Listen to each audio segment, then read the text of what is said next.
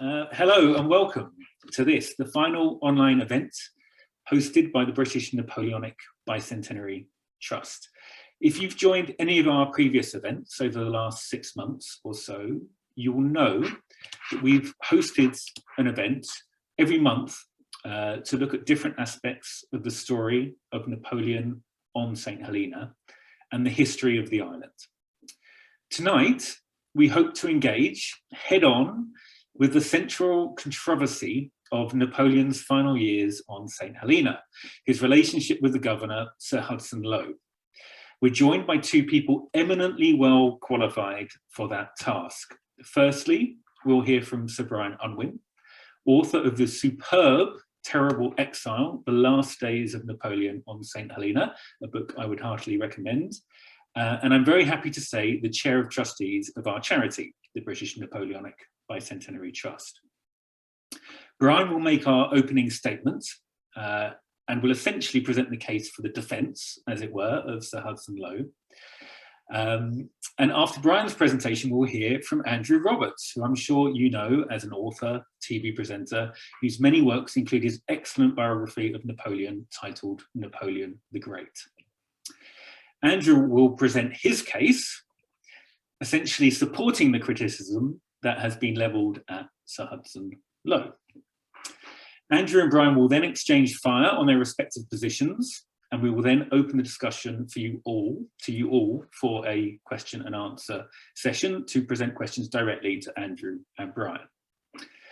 We are also running a poll at the beginning and end of the debate, and this is one of those elements that is new to us, so hopefully it will work, which you should be able to see now on your screen. We've taken our title tonight from Betsy Balcombe's memoir, in which she recounts how Napoleon compared his relationship with Lowe to one of Aesop's fables, with a lion being kicked by an ass. So we're asking you tonight to vote, who do you think was the ass? If you already have an opinion, and you may not have formed your opinion yet, please could you express it now by voting for either Napoleon, the ass, Lowe, the ass, neither, or both. If you haven't made your mind up, obviously you don't need to vote. You can vote at the end. At the end, we will run the poll again.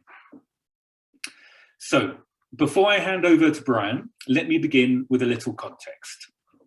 On the 18th of June 1815, Napoleon was defeated at the Battle of Waterloo and fled to the coast of France. After considering his various options for escape, including to the United States, on the 15th of July, he surrendered to the British on the HMS Bellerophon. By the 8th of August, he was on the HMS Northumberland being transported with his entourage to exile on St Helena, where he arrived on the 15th of October 1815. Hence, within only 4 months of defeat at Waterloo, Napoleon was in exile on St Helena. As nowhere was ready to house Napoleon when he arrived, he stayed at a house called the Briars with William Balcombe, an official of the East India Company, and his family, who included the 15-year-old Betsy Balcombe, with whom Napoleon struck up a famous friendship.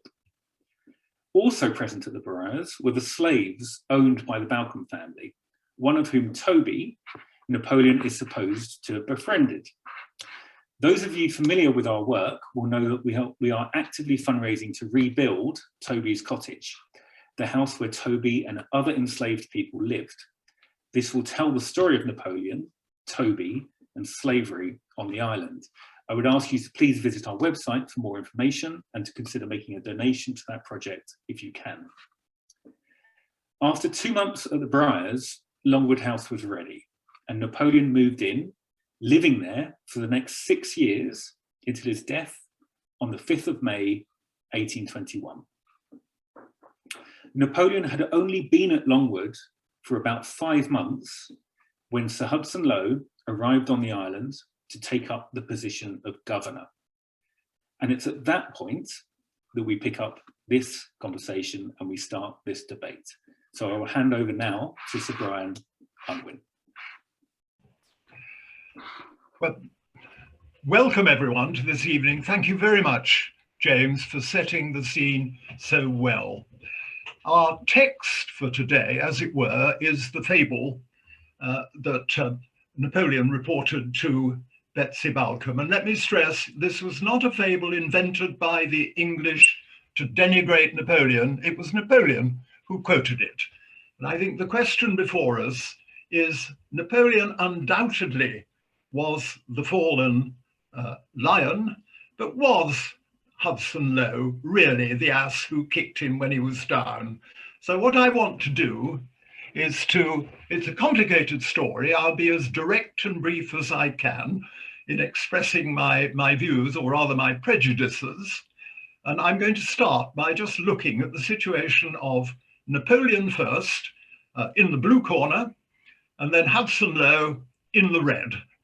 Now, there is no doubt that Napoleon's fall and exile to St Helena was a tragedy of truly Aristotelian proportions. I'm sure many of you have read Aristotle's Ars Poetica, where he describes the paradigm tragedy as the fall of a great man to low estate. Now, his example was Oedipus, who murdered his father and married his mother. Well, Napoleon didn't actually do that, but another analogy was the fate of Prometheus, who gave fire to humans and was punished by the gods, being stuck out on an island in the middle of the ocean with an avenging eagle tearing out his liver every night. Napoleon was quite fond of drawing that analogy. So there is no doubt that Napoleon was the fallen lion, and it was a terrible fall. From being the dictator of France, the emperor of most of Europe, he was now a powerless prisoner on a remote Atlantic island, thousands of miles from anywhere, under the guardianship of a British governor. He was one of the 2 or 3 greatest generals and commanders in history who'd commanded massive armies and won most of his battles. Now he was a head of household. If there'd been a census, he'd have signed up as head of household. He was head of household in command of 3 generals, and they weren't all that senior generals, 1 counselor of state, 2 wives, and 30 to 40 staff. It was a squabbling, quarrelsome household. He was a man who, although he had lived in rough conditions when on campaigns, he'd inhabited some of the great palaces of Europe, the great palaces in Paris, the Tuileries, the Élysée, the Schönbrunn in Vienna when he took over Vienna. He was now reduced to living in a pretty ramshackle, restored farmhouse that was damp and rat-infested and termite-infested. And another fact, Napoleon was actually a serial philanderer. But on St Helena, he didn't have his own woman. He had a friendship with Betsy Balcombe, and later on, I think that he got the sexy Countess de Montauran into his bed, and she had a child almost certainly by him. But whereas 2 of the generals had their wives, and the others had their women or their mistresses, Napoleon was deprived of female company, and a really terrible punishment. His wife, Marie-Louise, and his son, the so-called King of Rome, were alienated from him. He wasn't allowed to see them. They never were able to visit him on Elba, and they were spirited off to Vienna and alienated for him. So we had Napoleon suffered an appalling tragedy and descent from high to low estate. How about Sir Hudson Lowe, General Sir Hudson Lowe in the red corner? I won't pretend in any way that he was a great man, but he'd had a respectable military career. Both Marshal Blucher, who saved the day at Waterloo with Wellington, and the great British general, Sir John Moore, spoke very highly of him. John Moore, if I may quote, said, "When you, Hudson Lowe, are in an advanced position, I'm always sure of having a good night's sleep." So he wasn't a great man, but he was reliable. He was plucked from other duties at short notice to go to St Helena, and he was known as someone who would do his duty and obey his instructions. And the prime instruction was not to let Napoleon escape. Now, how did the two of them behave? Let me go through that very briefly. I think that Napoleon, even allowing for his frustration, his anger, his humiliation, his dreadful illness, which led to his death after 5 years or so, I really don't think that Napoleon's behavior to the British governor on St Helena was worthy of such a great man. Let me give you some examples. He absolutely humiliated Lowe when Lowe, on arrival in April 1816, made his first call on him. The governor, in his general's uniform, his plumed hat and scarlet tunic, with the admiral and his ADCs, went along to Longwood House to see his prisoner. And what happened? Someone came out and said, "Frightfully sorry, the emperor's in his bath and he can't see you. And in any case, it's a bit too early, and emperors don't see people without having an appointment. So go away and make an appointment to come and see him tomorrow." Well, really, I think if I'd been Hudson Lowe, I simply would not have tolerated that, because Napoleon was his prisoner, and Lowe was the governor and commander-in-chief. Then look again at the behavior of Napoleon at the meetings they had over the ensuing 6 months or so. It really is astonishing that although Napoleon and Hudson Lowe were together for over 5 years, they only had 6 meetings together in the first 6 months or so. And Napoleon, although he said he'd give Lowe was a soldier, so he'd give him a chance, he progressively insulted and provoked him. He described him as being like a Botany Bay galley slave or a Sicilian brigand. Or in another analogy, he said Lowe looked like a hyena in a trap. Well, I'm not sure whether Napoleon ever saw a hyena in a trap, but it was a term of abuse. He also said to Lowe, he disparaged his military career. It had not been a great one, but it was a respectable one. But he told Lowe that you're nominally a lieutenant general, but you're no better than a company clerk or a sentry. And he compared him very unfavorably with his own right-hand general, Bertrand. On one occasion, he said, you know, Lowe, he said, if Lowe had been in a room and there was a cup of coffee there, I wouldn't advise you to drink it. He refused to discuss any matters of substance with Lowe, the question of expenses and spending at Longwood. He refused to discuss the possibility of building a new house, a new Longwood house to replace Longwood. And after the 6th meeting, which I think was in August 1816 or thereabouts, he absolutely refused to see Lowe again. And indeed, he said, "I've got a couple of loaded pistols in my room. So if Lowe comes round again, he'd better watch it." That was Napoleon's attitude towards the governor and commander-in-chief.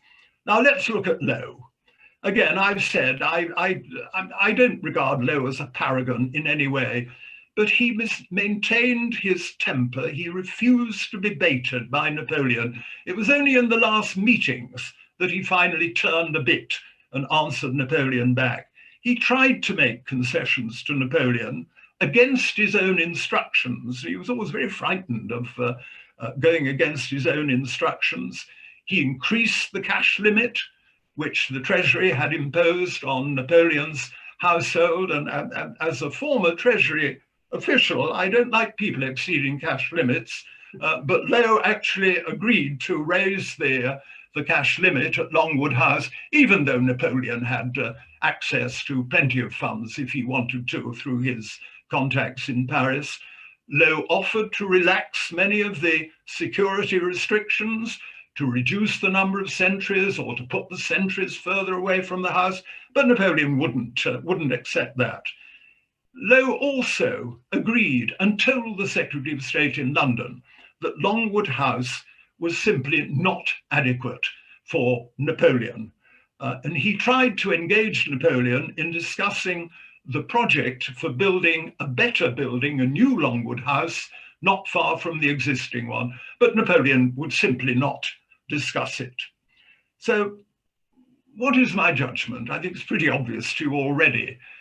I have huge personal sympathy for Napoleon.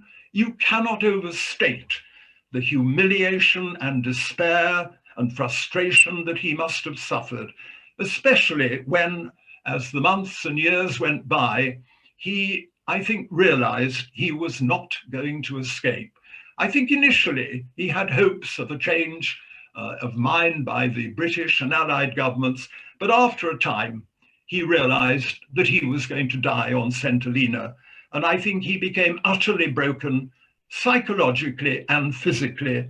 And in the end, he died an extremely painful and horrible death from cancer. We can't go into that now. There are many conspiracy theories about poisoning and so on, but I think most historians agree that he died of cancer. So my conclusion is that Hudson Lowe, as I've said, was not a paragon. He was an irascible man. He had limited imagination. He was too intimidated by his instructions from London. He went back to London far too often, seeking instructions. If he'd taken his own initiative many times and used some common sense, I think he could have established a better relationship with Napoleon, particularly over the really sore point between them. Napoleon was enormously angry by being addressed as General Bonaparte and not the Emperor. But Hudson Lowe was under very, very strict instructions from London that he should not call him Emperor, he should call him General. But Hudson Lowe had a job to do. It was really a no-win situation. He had a job to do, and it was not to let Napoleon escape. And there were many plots. I mean, I don't think any plot could have succeeded, but there were plots among Bonapartists in Africa. Even the great frigate captain, Thomas Cochrane, was being recruited to mount an expedition from South America to spring Napoleon. But Hudson Lowe was told by London of these, but he did what he was sent out to do. He achieved it. He kept Napoleon there. And let me just quote to you what Napoleon's colleagues thought of Hudson Lowe. General Gourgaud said, even if an angel had been sent out as governor, it would have been all the same. General Bertrand, the right-hand man of Napoleon, said, the companions of the emperor had no reason to complain about the governor. He did all that was in his power to make their situation comfortable. Napoleon's doctor, Antommarchi, said, Hudson Lowe was ever humane, compassionate, and sincere. And General Montalon, who stayed until the end, said, nous avons aucune reproche à faire au gouverneur. Nous ne nous plaignons de rien. Nous avons abondance de tout ce qui est nécessaire. We had no reproach to make to the governor. We've got nothing to complain about, and we had plenty of everything that was necessary. And to conclude, let me just quote the words that Hudson Lowe himself said when Napoleon died, and he, Hudson Lowe, had arranged the grandest and most reverential funeral that St Helena could afford. Hudson Lowe said, he was England's greatest enemy, and mine too, but I forgive him everything. On the death of a great man like him, we should only feel deep concern and regret. So I submit that those are hardly the words of a vindictive ass who would kick the Lion King when he was down. I rest my case there. Over to you, Andrew. Thank you, Brian. And just before I hand over to Andrew, just a reminder to everyone to please post questions in the Q&A. There's a Q&A button at the bottom of the screen. Please press on the Q&A button and post your questions, and then we will deal with those at the end. Okay, thank you very much. Over to you, Andrew. Thank you very much indeed, Brian, for that excellent defence of the indefensible. And I'd like to explain. I'd like to explain why. Hudson Lowe was indeed an appalling ass, largely because he wasted this splendid opportunity to get to know the greatest man alive at that time, Napoleon Bonaparte. And you were very good at quoting various people around Napoleon who were being nice about Lowe. Let me give a quotation of somebody who said that Lowe was a very bad choice. He was wanting in education and judgment. He was a stupid man. And that was the Duke of Wellington, who knew him well and who had commanded him. And so I think when we throw these quotations around, I want people to remember that one, please, because he was indeed a stupid man.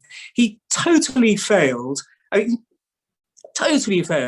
to grasp this wonderful opportunity that so many other British people, like Sir George Cockburn, who had been governor before, managed not only to grasp, but to make something of.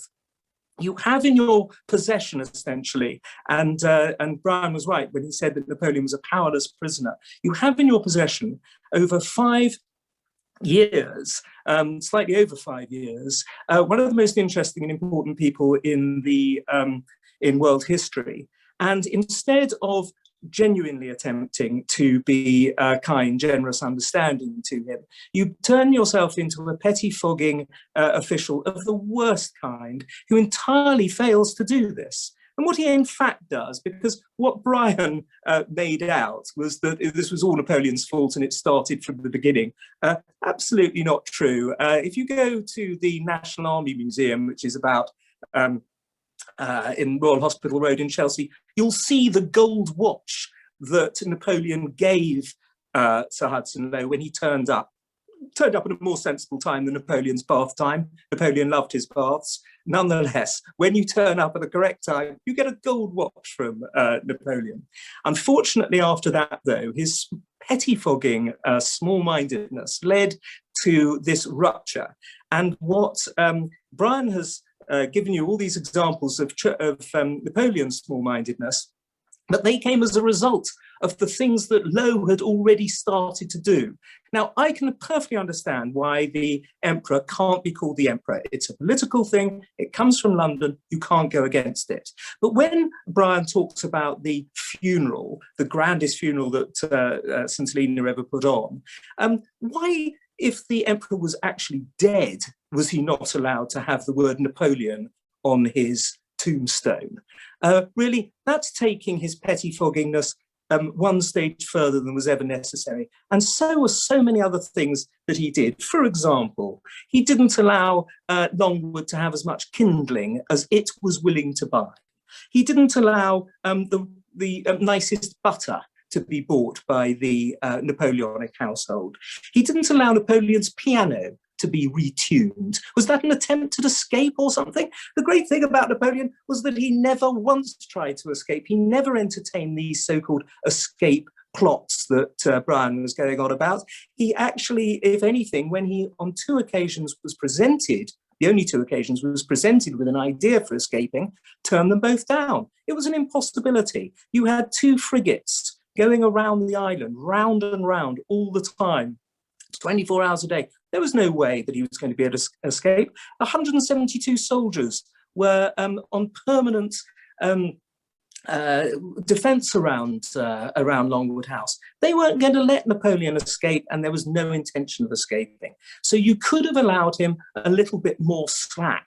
You could have, for example, allowed him to have history books. Ladies and gentlemen, please, you must accept that anybody, and I'm not just saying this because I'm a historian, Brian's a historian too, he will accept that it is an absolutely outrageous thing not to allow somebody to have history books. It's a crime against humanity. He also didn't allow, and Brian was so right when he said how tragic it was that the King of Rome, Napoleon's son, wasn't allowed to go and visit him. But even when a bust of the King of Rome was sent to Napoleon, Hudson Lowe didn't allow him to get it, didn't allow him to have it. It wasn't allowed to be shipped up to Longwood. unbelievably small-minded, as was the fact that, yes, he couldn't be called the emperor, but when some chess pieces were sent to him with the initial N written, engraved on the chess pieces, those weren't allowed to go to him either. Now, come on, ladies and gentlemen, that really is a sign of a complete lack of trust that's broken down. And the reason it broke down was, as Wellington pointed out, that Hudson Lowe was a stupid man who wasted this extraordinary and wonderful opportunity. He also was somebody who banned Napoleon from having a snuff box sent to him because it had an N on it. He didn't even allow Napoleon to go and visit a boa constrictor that had eaten a goat. Now, ladies and gentlemen, who amongst you would not have wanted to have seen a boa constrictor that had eaten a goat? There was no danger that the boa constrictor was going to eat Napoleon. If Brian Unwin had a chance to see a boa constrictor that had eaten a goat, he would leap at it, and so would I. And yet Sir Hudson Lowe, the small-minded creep, was so small-minded as to not allow Napoleon to see a boa constrictor that had eaten a goat. My favourite of all of his small-mindedness, however, was the story of the beans. For this, I'm afraid, and I know it's horribly big-headed and ghastly to and self-advertising of me to read from my own book, but I promise you this is only a couple of sentences. And this shows you quite how far Sir Hudson Lowe went when it came to being horrible, unnecessarily horrible, to the greatest man living in the world at the time. When he reported to Lord Bathurst, who was the Secretary for War back in London, that the Comte de Montholon, who Brian mentioned, who Napoleon was sleeping with his wife, not that that's got anything to do with this at all, but you're absolutely right, Brian. Napoleon had 27 mistresses. How infuriating it must have been just to have gone down to a mere one mistress for the last 5 years of his life. That would have driven anyone near insane, of course. But nonetheless, he said to Lord Bathurst that Longwood wanted to grow vegetables, and he'd been offered by the French commissioner on the island, he'd been offered both green beans and white beans from the kitchen garden. Lowe saw this as having a deep political meaning, since green was the Bonapartist colour and white was the Bourbon colour.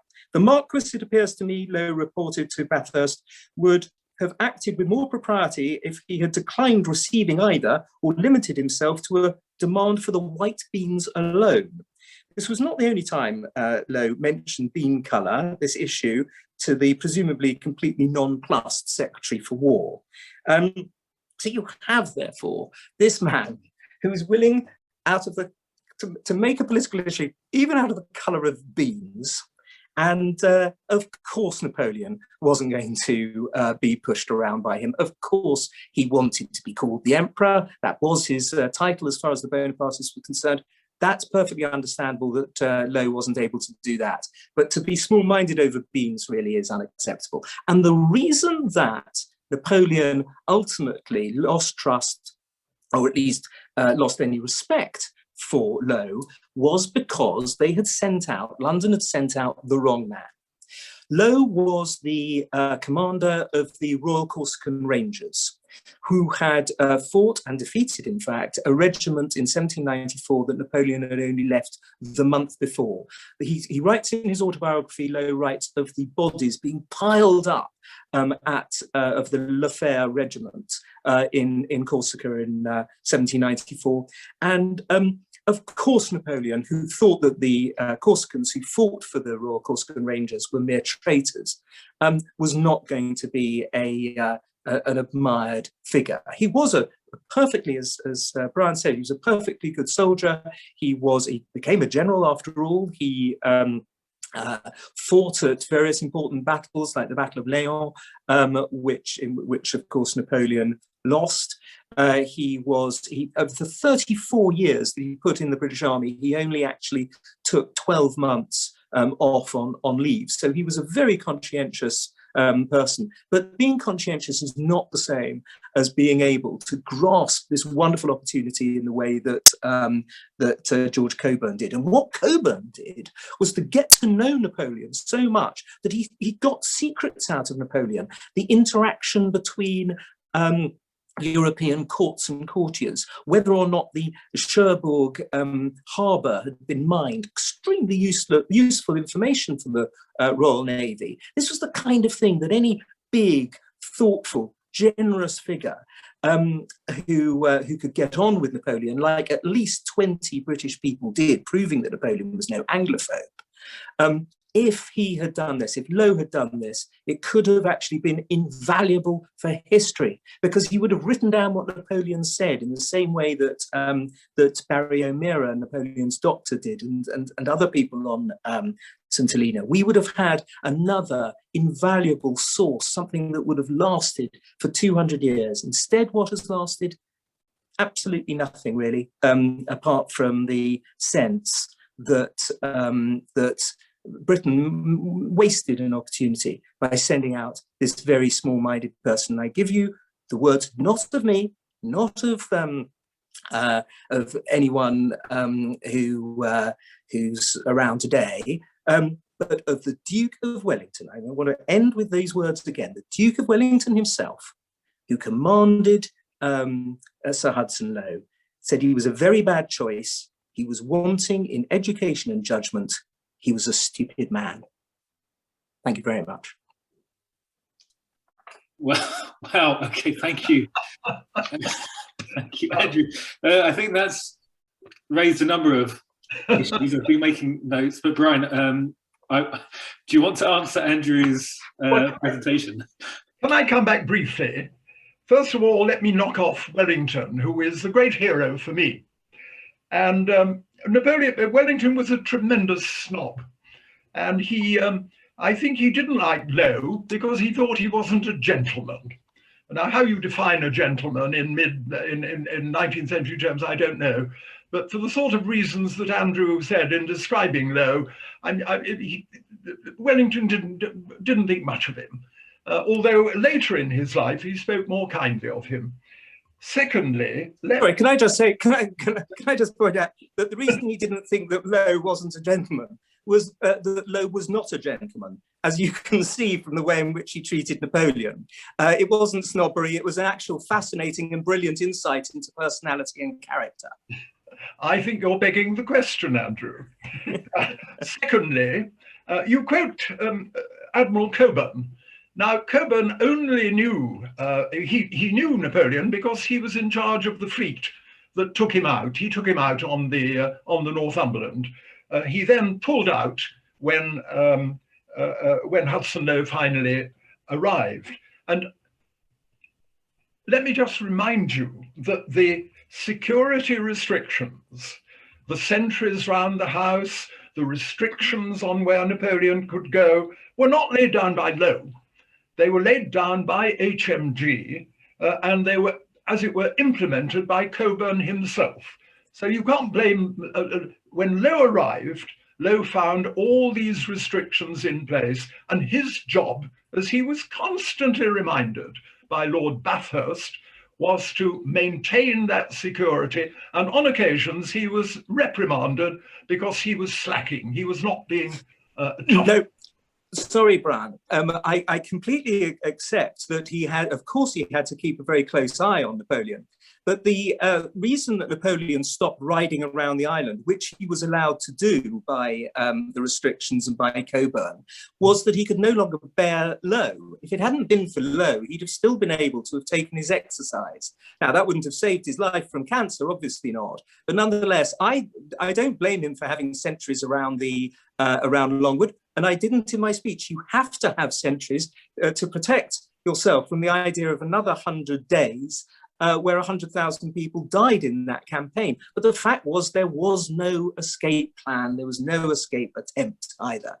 No, I agree entirely on that. I don't think Napoleon, it was impossible to escape. There were extraordinary plots, including a bizarre plot to have a submarine which would Yes. sort of brought in and take him out to a ship and spirit him away. Napoleon realized that there was no escape, and I think to try to escape would have been humiliating. How humiliating it would have been if he'd somehow got onto a small boat and it was intercepted or blown out of the water. What Napoleon wanted to do, by his ceaseless dictating of his version of his career, was to leave, was to regulate and determine the posterity's view of Napoleon's own life. And let me go back to Lowe. He was pettifogging. He didn't show the common sense that he could have done, but he was under very, very strict instructions indeed, and that his paramount duty was to make sure that Napoleon did not escape, and he succeeded in that. And he was very badly repaid by the British government when he got back. He was very shabbily treated.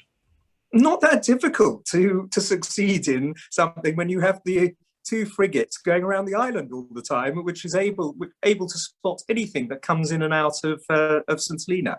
But I agree. I'm not arguing about whether or not he was attempting to escape or had any plans to escape. We both seem to agree that he didn't, and therefore, as a result, you can't make Lowe out to be anything other than, and as you've actually admitted, he was pettifogging, which is an ass-like thing to be. I think you'll agree when it comes to the terms of the motion under discussion. But what I'm arguing was not that he is that he was an ass to have missed this extraordinary opportunity, and I'd like you to try to argue against that, because if not, you might as well, I think, Andrew, the danger was that Napoleon was such a powerful and mesmeric character. You see in the reports of many of the people who visited him on St Helena, all these ship's captains who came in, and the first thing they wanted to do was to go and see Napoleon. And he had this extraordinary influence on people. He had an influence on the matelot on the ship that took him over. They ended up by admiring him much more than their own admiral, I think. And I think it was a great danger for Lowe. If Lowe had once started conceding and giving way, I think Lowe could well have come completely under the influence of Napoleon. And I can understand that. Even with his limited common sense and initiative, he had to make sure that he maintained his authority and independence and did not come under the influence of this extraordinary man. No, I think it's perfectly possible. Cockburn didn't come under the influence. Neither did any of the 20 people who I can quote you their names right now, who met Napoleon on Elba and a few on St Helena, until, of course, he became too ill to see people. They had time with him. They wrote down what he had to say. They interacted with him. They learnt things from him, but they weren't dominated by him. And anyway, as you say, he was a powerless prisoner. So there's only so much that any powerless prisoner could have possibly done to have brought a British governor under his influence. So, I mean, we're not talking Stockholm syndrome here. There was no danger of that. But they were only ships in the night. They were only calling on him for a few hours if they were lucky. Hudson Lowe had to live with him all the time. And it would have been very easy if Hudson Lowe had softened to lose any authority he had at all. He had to keep aloof. He had to do what he was told and impose the security restrictions on Napoleon.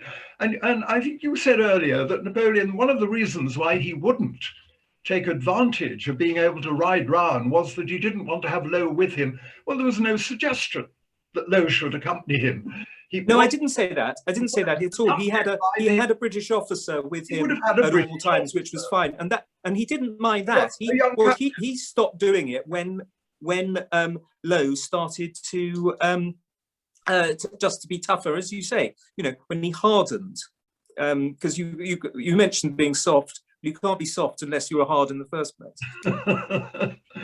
Well, as I said, I'm not trying to portray Lowe as a paragon or a man of outstanding ability.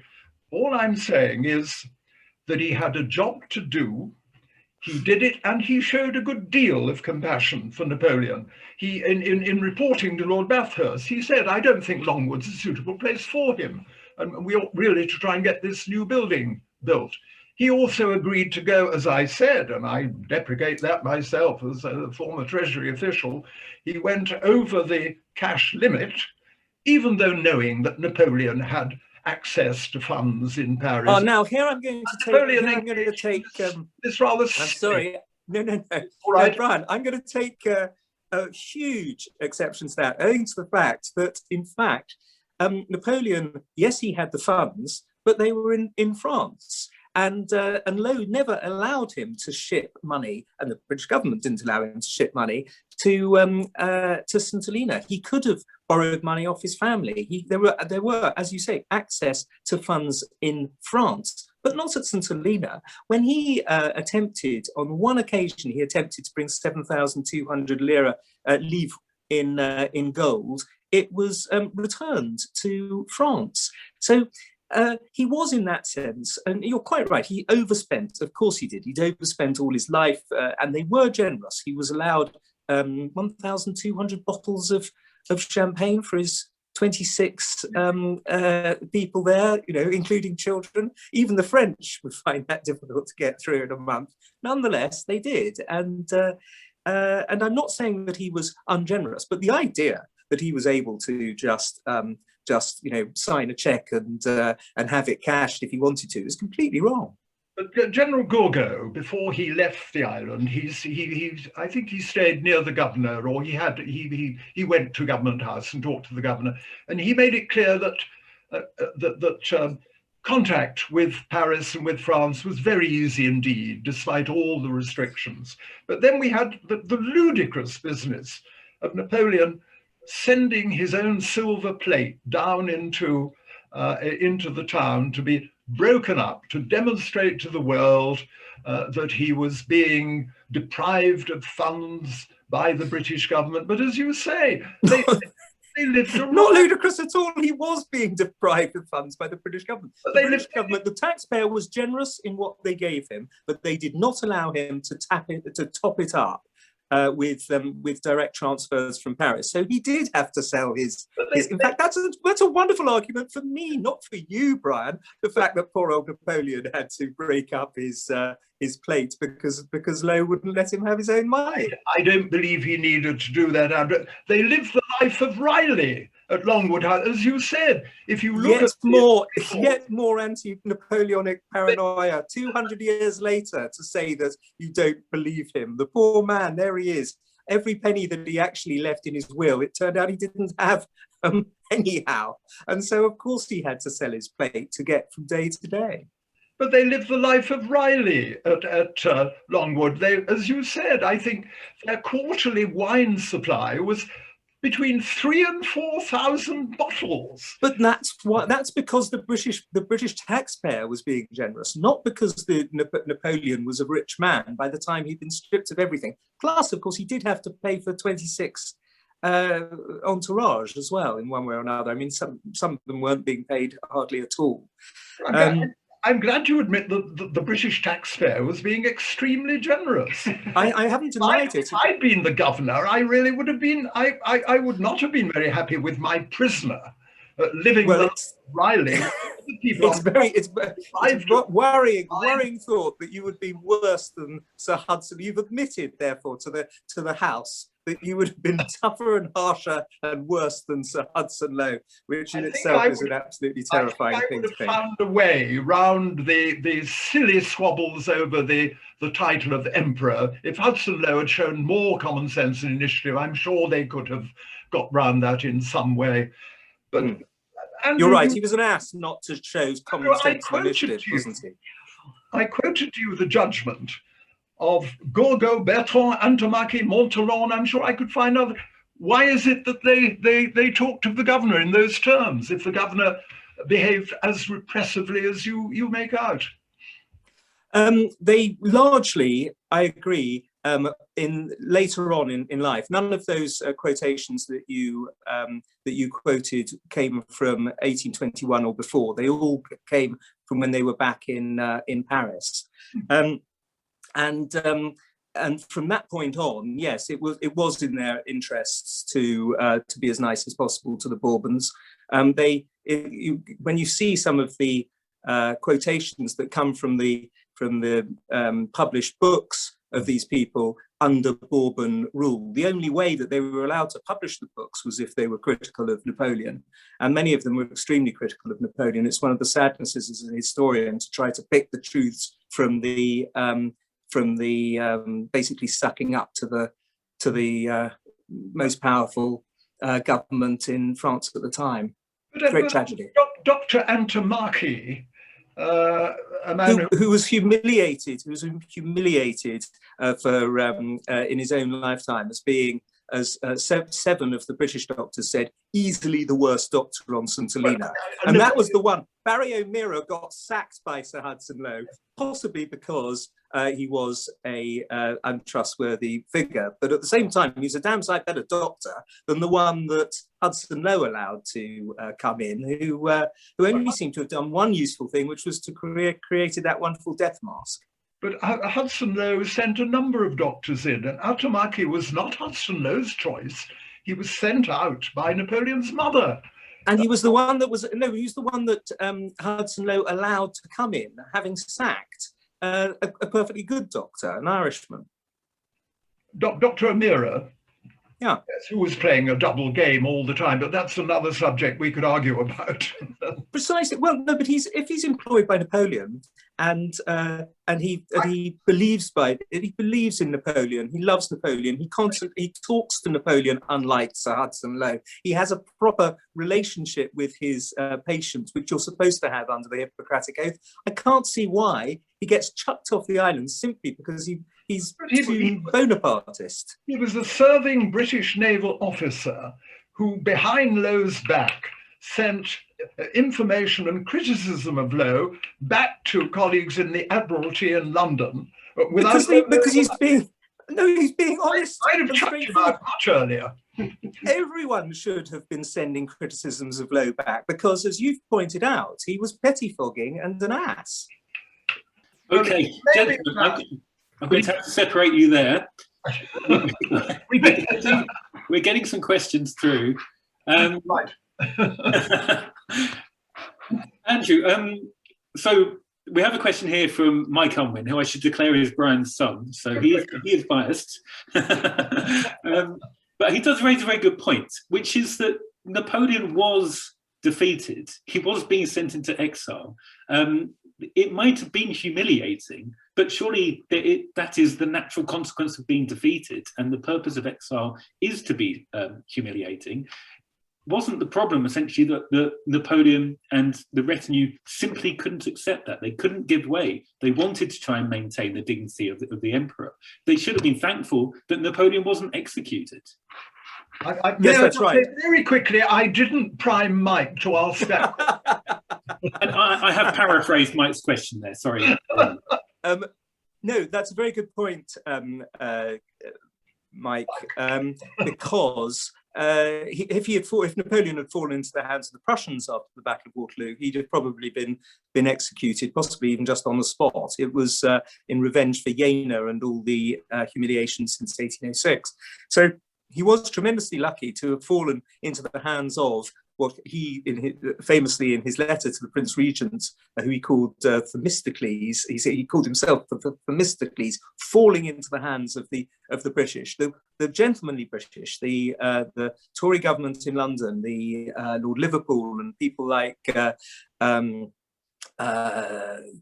Castlereagh and Bathurst and Wellington, all of whom are supposed to be gentlemanly, and therefore treat him in a gentlemanly manner. You're quite right. If they wanted to shackle him like Prometheus, then they could have. If they wanted to send him out with no entourage at all, they could have. But they're supposed to be gentlemen and aristocrats of the day who treat their prisoners, especially an emperor, in a positive way. So I don't think that really can be held to defend Lowe.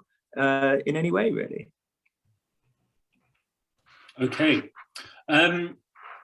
And we have a question here from S.J. Buck saying, surely the strongest indication of Lowe's irascible, vacillating, petty character, I think we can see whose side he's on, is the diary of his secretary, Goricoeur, which only saw the light of day in the latter part of the 20th century.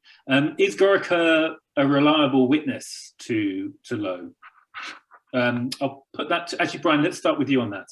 Right. I mean, Goricoeur was an extraordinary man. He was a more junior officer than others in Hudson Lowe's entourage, but he was by far the closest to him. But he was an extraordinary, unstable man who night after night in his little room at Longwood House sat there scribbling his diary, complaining about the treatment by Lowe, criticizing everyone else, Lady Lowe and all the other people there. I don't really think Goricoeur's testimony is worth all that much, except as giving an insight into a very, very troubled and unstable mind. So I don't think it's all that important. Andrew?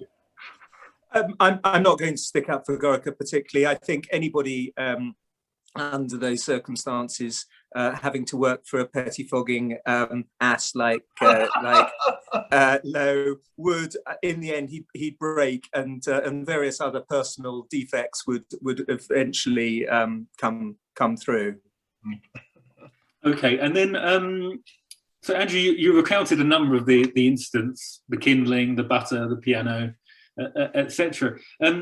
The issue which seems to really distill many of those petty disputes is the tomb, and the name on the tomb. Could you just recount for us what the issue was there? Because people may and not the beans and the boa constrictor. Well, the beans and the boa constrictor. Let's not forget the beans and the boa constrictor. Why did it matter? You know, he's dead, right? So why does it matter at that stage what name is on the tomb? And I'd put that to you both from your own perspective. So Andrew, from the point of view of the French on the island, why does it matter that Napoleon is described as Napoleon? And Brian will then come to you. Why does it matter that he is not described as Napoleon? Andrew, you first. There was a wonderful line of early on in the relationship between Lowe and Napoleon, when Napoleon received a letter saying on the envelope saying to General Bonaparte, and he returned it with a note saying not known since the Battle of the Pyramids. Yeah. And this sums up rather superbly the way that the French felt about this, because he hadn't been General Bonaparte since 1798-99. He had been first consul from 1799 after the Brumaire coup. And so what effectively the British were doing was to say that all of French history from 1799 onwards, the last 16 years of French history, simply hadn't happened. That the Bourbons were effectively the controlling power in France all the way through these 16 extraordinary years in which the French, as Brian said in his opening remarks, had invaded and conquered Austria and Prussia and defeated Russia twice, and had gone down into Egypt and so on. And you know, that must have been unbelievably galling for people whose entire lives, who had risked their lives on endless battlefields. As Brian said, Napoleon fought 60 battles. And by the way, he won 47 of those and drew 7 of them. So these battles that Montalon and Marchand and others, and Gourgaud had all fought in alongside Napoleon, they just didn't matter. The British were saying none of that happened. It was just, it was not an empire. It was just a illegal upstart regime of a bunch of upstarts, essentially. And that, of course, got their goat. It would do if you dedicated your entire life to something. And I'd turn your argument round, Andrew. There was no attempt to forget the history. The fact is that whatever your view of Napoleon, he was responsible for 2 million or more deaths in Europe. Hundreds. Absolutely not true. Nothing like that. Hundreds. Well, that's a matter of opinion. No, it's not. It's a matter of history, Brian. Sorry, there were 7 wars of the coalitions between 1792 and 1815. Napoleon started 2 of them, the one against Spain and Portugal and the one against Russia. All of those other 5 wars were declared on France by the legitimist regimes that wanted to destroy the revolution and end things like meritocracy and equality before the law. Threat and provocation. And after Waterloo, the British government were given the responsibility of ensuring that Napoleon would never disturb the peace of Europe again. He was an outlaw. And you have to remember that when he was sent to St Helena. He could easily have been executed, but I think it was the British who prevented Blücher and the Prussians from executing him. But really, this was a man who'd kept Europe at war for the last 20 years or so, in my view, directly or indirectly responsible for millions of deaths, including hundreds of thousands of his own countrymen. He was never very sparing of manpower, Andrew, unlike... He cared exactly as much for his troops as ever the Duke of Wellington cared for his. In fact, you don't get him criticising and being rude about his own soldiers in the way that you do the Duke of Wellington, calling them the scum of the earth. In fact, as I pointed out earlier, of the 7 wars, 5 were started by the Allies. To blame, therefore, everybody who ever dies in the Napoleonic Wars on Napoleon, simply because they're called the Napoleonic Wars, is completely ridiculous. In 1805, for example, in 1800, it's the Austrians who are starting these wars. The whole point is that to blame Napoleon entirely for all of them, which is essentially what you're doing when you don't allow the word Napoleon on the tomb. That's essentially what's happening. You are just ignoring the whole of the empire, the whole empire period, the whole empire style, the whole empire myth. Entirely, you're denying it ever happened, essentially, and blaming everything that did happen and all the deaths that happened entirely on one man. It's a completely absurd way to look at late 19th century, late 18th century, early 19th century history. And those men, those Bonapartists on St Helena, were absolutely right in refusing to allow it. Well, on the substance, I disagree with you, but I do agree with you on the tomb. And I do accept that that was a pettifogging decision by Lowe. And with a bit of common sense, as I said earlier about Lowe, he could have reached an accommodation there. It was unnecessary to have that dispute. Especially as he was dead by then. I mean, Napoleon was actually dead. He could not have escaped. He could not have started some new campaign, you know. If we go back to our motion, what we're debating is whether Hudson Lowe was an ass who kicked Napoleon, the lion, when he was down. I'm not denying that in some respects, Hudson Lowe was an ass, but I do dispute the proposition that he was the sort of ass who kicked his prisoner when he was down. He did his job very loyally. He kept Napoleon there until he died from this dreadful illness at the end in cancer. And he was very badly treated by the British government when he got back. Well, to summarise my complete opposition to that, that's extremely well made and very charmingly and intelligently presented position, I would like to say that, yes, of course, you're right that he was pettifogging and an ass, but unfortunately, those two things made him treat this extraordinary figure who he could so easily have treated well enough to be able to have befriended, as somebody who really was forced into the opposition. That, you know, he started off giving him a gold watch. He didn't want to be his enemy, and then you got more and more things to do with the bust, to do with the history books, to do with the boa constrictor and the beans and the rest of it, the kindling. And by the end of it, unfortunately, he has become an oppressive figure, which he never needed to have been. Brilliant. Thank you very much, Andrew. Okay. So the poll figures are coming through now. I'm told that it is neither were the ass 16%, both were the ass also 16%. I'm not making these numbers up. Napoleon was the ass 26%. So if you're good at maths, you'll know that the vote for Lowe was the ass, 42%. Well, what's that compared to the people voting before? Well, I'm not sure we've been able to quite fulfill that, to have the before and after. Oh, that's a great shame. So this is, I think, our final verdict because the poll has run through the debate. As I say, we were learning how to use the technology as we progressed through the evening. Yes, and I'm told that more people have voted for Lowe over the course of the debate, if that makes sense. So the number in favour of Lowe, effectively. Yeah. But ultimately, Brian won effectively. Is the victor.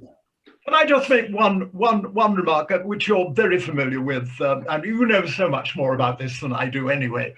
But when in 1840, the French asked if they could dig him up and take him back to Paris, the government decided to consult the Duke of Wellington, the man who didn't regard Lowe as a gentleman. And the Duke was not in any position of authority, but any big national issue had to go to the Duke of Wellington. And the Duke of Wellington said, I can't remember the exact words, but if you want my personal opinion, the Duke of Wellington couldn't care a tuppenny damn what happens to the remains of Napoleon Bonaparte. Actually, it turned out to be a disastrous decision by Louis Philippe. It created a love of la gloire and a contempt for his bourgeois monarchy, and turned out to be he only lasted 8 years after that. Once people got excited about it, created modern Bonapartism, really.